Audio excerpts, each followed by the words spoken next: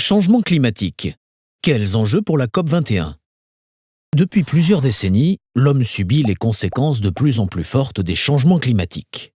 Élévation du niveau de la mer, augmentation du nombre de catastrophes naturelles, sécheresse ou ouragans par exemple, ou menaces sur la production alimentaire.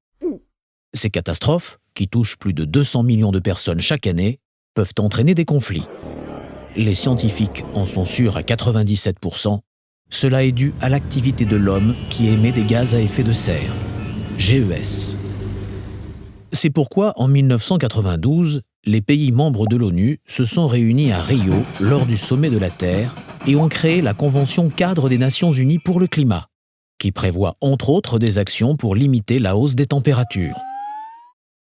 Depuis 1995, des conférences des parties, COP, sont organisées chaque année pour mettre à jour la Convention. En 1997, suite à la COP de Kyoto, certains pays développés et historiquement responsables des émissions se sont engagés à réduire d'ici 2012 leurs émissions de GES de 5% par rapport à 1990. Mais ce n'est qu'un début, car il faudrait que ces pays réduisent leurs émissions d'au moins 75% d'ici 2050 pour limiter la hausse des températures à 2 degrés. En 2009, la COP de Copenhague a tenté de trouver une solution pour prolonger ces engagements, sans succès.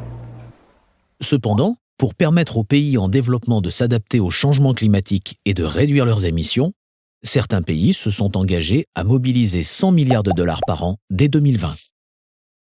Fin 2015, la 21e édition de la COP se tiendra à Paris.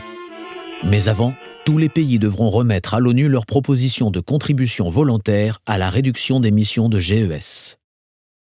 La COP de Paris a pour objectif de s'assurer que l'ensemble des contributions des pays suffisent à limiter la hausse des températures à 2 degrés, seuil au-delà duquel les conséquences seront irréversibles, de montrer comment seront mobilisés les 100 milliards de dollars d'ici 2020 afin de ne pas trahir la confiance des pays en développement, de réduire les aides accordées aux énergies fossiles et reporter les coûts liés aux conséquences du réchauffement climatique sur les responsables des émissions de GES.